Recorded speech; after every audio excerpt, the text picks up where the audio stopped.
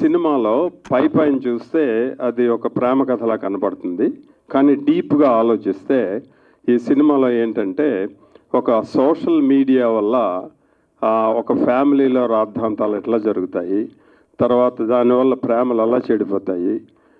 Only this Facebook, Twitter ఇప్పుడు modern జనరేషన్లో దానివల్ల ఎట్లా అవుతుంది. కానీ ఇప్పుడు ఈ సోషల్ మీడియా వల్ల ప్రేమ అనేది ఇమ్మీడియట్ రిజల్ట్స్ కనబడతాయి, కానీ real traditions and sacrifice, that is what gives longevity to the love అని ఈ సినిమా. అది తెలుగులో చెప్పాలంటే ట్రెడిషన్స్ను తర్వాత సాక్రిఫైస్, సరే అని పదం దొరకట్లేదు, బట్ ఎనీవే త్యాగం ట్రెడిషన్స్ మెయింటైన్ చేయటం, దానివల్ల ప్రేమ ఎక్కువ కాలం ఉంటుంది అని ఈ చిత్రాన్ని మా డైరెక్టర్ గారు ఈ కోనసీమ అందాలతో, కోనసీమ యాసలో, కోనసీమ భాషలో చక్కగా చిత్రీకరించారు. తర్వాత పోస్ట్ ప్రొడక్షన్ కూడా ఎక్కడ కాంప్రమైజ్ అవ్వకుండా editing, dubbing, background music PR గారు చాలా బాగా ఇచ్చారు. అండ్ టీజర్, ట్రైలర్ అందరూ కూడా చాలా బాగుంది. అండ్ మాకు అందరికీ కూడా మంచి రివ్యూస్ వచ్చాయి. అంచేత ఈ చిత్రాన్ని మీరు ముందుకు తీసుకెళ్ళి ఆదరించి జనాలకు తీసుకెళ్ళండి. ఇంకొకటి last point I want to make, ఇది వాడు డాక్టర్ అక్కడ అమెరికాలో ఉన్నాడు, ఇక్కడికి వచ్చి సినిమా తీయడం ఏంటని చాలామంది అడిగారు. ఒకటి నేను నా మనసులో మాట ఏంటంటే, మొన్న దిల్ రాజు గారిని కలిసాము, ఇంకా సురేష్ గారిని, తర్వాత అల్లు అరవింద్ గారిని కలుద్దాం అనుకున్నాం. కారణం ఏంటంటే ఇది ఈ మన తెలుగు ప్రొడక్షన్ దాంట్లో మనం మ్యాక్సిమం నెంబర్ ఆఫ్ సినిమాలు తీస్తామండి ప్రపంచంలో, right? So Hollywood Hollywood Hollywood అని మనం ఊరికే ఎగబాగుతాం కదా. మనమే అమెరికాలో ఒక ఫార్మల్గా ఒక సంస్థ స్థాపించి, వీళ్ళందరూ దిగ్గజాలు లాంటి వాళ్ళు కదా. ఇప్పుడు మన చిరంజీవి గారు, లేకపోతే అల్లు అర్జున్, వీళ్ళంతా ఫ్యామిలీ ఉన్నారు కదా, నాగార్జున గారు, వెంకటేష్ గారు, వీళ్ళందరూ కూడా ఒక, తర్వాత మర్చిపోయాను చెప్పడం, మన అడవిశేషు అతను మాకు ఫ్రెండ్, అతను తర్వాత లాయ మా ఫ్యామిలీ, మా రిలేటివ్ అనమాట. వీళ్ళందరూ కూడా మన లయాను అడవిశేషు రావాల్సింది, వాళ్ళు బిజీగా ఉన్న మూలాన్ని రాలేకపోయారనమాట.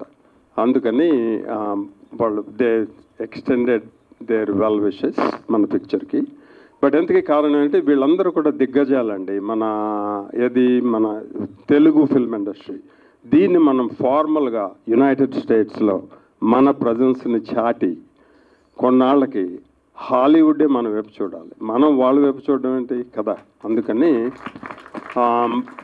పెద్దలందరూ కూడా చేస్తే మనం ఫార్మల్గా, నేను అక్కడ ఉంటాను, నేను గ్రౌండ్ వర్క్ చేయగలను, ఇక్కడ వీళ్ళందరూ సపోర్ట్ ఇస్తే మనం ముందుకు తీసుకెళ్ళి మన టాలీవుడ్ని, తెలుగు ఇండస్ట్రీని, నన్ను అడిగితే ఇప్పుడు షేక్స్పియర్ అంటాడు all the world is a stage అని.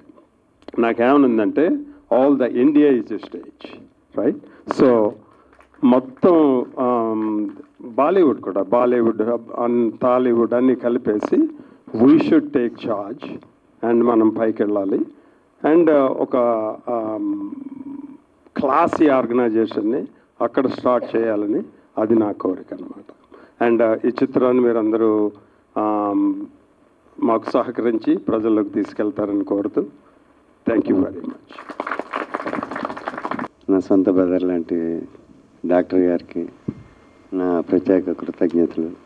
ఇక్కడికి వచ్చేసిన మళ్ళీ నా దర్శకుడు, మిగతా దర్శకులు, హీరోలు, యాక్టర్స్ అందరికీ నా శుభాశీస్సులు. ప్లస్ ఈ సినిమా చాలా గొప్పగా తీశారు, ఆయన ఆశయం కూడా చెప్పారు. కానీ నేను ఇండస్ట్రీకి వచ్చి 50 సంవత్సరాలు పూర్తయింది. నా 14 ఏటనే ఫీల్డ్కి వెళ్ళిపోయాను. ఎన్టీ రామారావు గారు, నందమూరి ఎన్టీ రామారావు గారిని చూడడం కోసం నేను సినిమాకి వెళ్ళా. అక్కడి నుంచి ఇక్కడి దాకా ప్రయాణం చేశా. ఎన్నో సక్సెస్లు, ఎన్నో ఒడిదుడుకులు చూసుకుంటా వచ్చిన ఈ జీవితంలో మిస్టర్ రావి గారు చేసిన ప్లాన్ నేను 25 ఏళ్ల ముందే చేశా.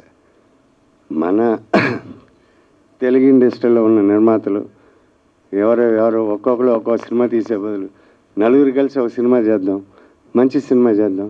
ఇదిగో ఇప్పుడు హీరో ఉన్నాడు, ఏం తక్కువ అండి, బ్రహ్మాండంగా చేస్తాడు.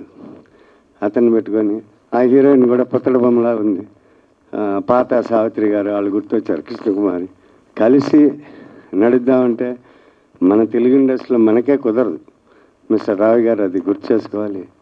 నేను అనుభవపూర్వంగా చెప్తున్నా, ఎవడికి వాడే ఫైటర్ ఇక్కడ, ఎవడి గెలుపు వాడిదే, ఎవడ ఓటమి వాడిదే, అది నేను చూసా. కానీ ఆయన మంచి ప్రయత్నం జరగదు. ఈ ఇండియాలో మన తెలుగు ఆంధ్రప్రదేశ్లోనే ఉన్నారా? ఇక్కడ ఎవరైనా చెప్పండి, నేను ఈరోజు ₹1,00,000 పెడతా, 10 మంది కలిసి 10 లక్షలు పెట్టండి, ఓ మంచి అద్భుతమైన సినిమా చేద్దాం, ఇదే వెంకటతో చేద్దాం. రారు, జరగదు. ఎవడికాడికి ఈగో, ఎవడికాడికి పగ, నన్ను చూస్తే ఆడికి పగ, ఈయన చూస్తే ఈడికి పగ, తెల్లగా చొక్కా వేసుకుని వస్తే వాడికి ఏడుపు. నిజమా కదా? ప్రెస్ మీడియా మీరు తెలుసుకుంటే మాత్రం గెలిపించవచ్చు. నన్ను ఇంత దూరం తీసుకొచ్చిన మీ సీనియర్ బిఆర్ రాజు గారు, అమ్మాయి జయ, పాడిపల్లి విజయలక్ష్మి, ఇలాంటి గొప్ప గొప్ప పిఆర్ఓస్, మన పసులెట్ రామారావు, ఎంతమందిని చూశానండి. నేను చిన్న బ్యానర్, నేను సాయి కృపా ప్రొడక్షన్ బ్యానర్ పెట్టుకుంటే ఎన్నో హిట్లు ఇచ్చారు. రజనీకాంత్ గారి సినిమాలు, కమల్ హాసన్ గారి సినిమాలు, శరత్ కుమార్ గారు. నేను 2 లక్షలు కొన్నాను రజనీకాంత్ సినిమా, మీరు నమ్ముతారా? శివ అనే సినిమా. అక్కడి నుంచి ఈరోజు ఆయన ఎన్ని కోట్లకి వెళ్ళిపోయాడు. ఇక్కడ మాత్రం ఎవడో కలిసి జరగనే పని. ఒకడు రావితో నేను ఇప్పుడు కలిసి పార్ట్నర్షిప్గా ఈరోజు రేపు ₹1,00,00,000 పెడతాను, పెట్టమనండి.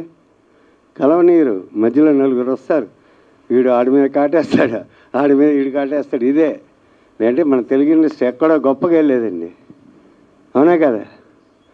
కానీ ఒక ప్రెస్ మీడియా మాత్రం ఒక బ్యానర్ని కానీ ఒక సినిమాని కానీ వెల్వేట్ చేసి వాళ్ళు అద్భుతంగా ప్రజల్లోకి తీసుకెళ్లేది ఓన్లీ మీడియాని.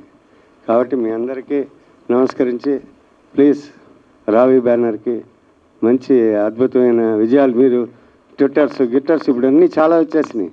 ఇంతకుముందు మా రోజుల్లో సినిమా అంటే ఒక పేపర్లో లేదంటే టీవీ వస్తేనే చాలా గొప్పగా చూసేవాళ్ళం, పేపర్ మీడియాలోనే సినిమాలన్నీ ఎక్కాయి. ఇప్పుడు మీరు తెలుసుకొని ప్లీజ్ ఆయన కోఆపరేట్ చేసి, ఈ సినిమా చాలా బాగుంది, అద్భుతమైన సినిమా, చక్కటి lovely cinema, please cooperate with me. All the best everybody.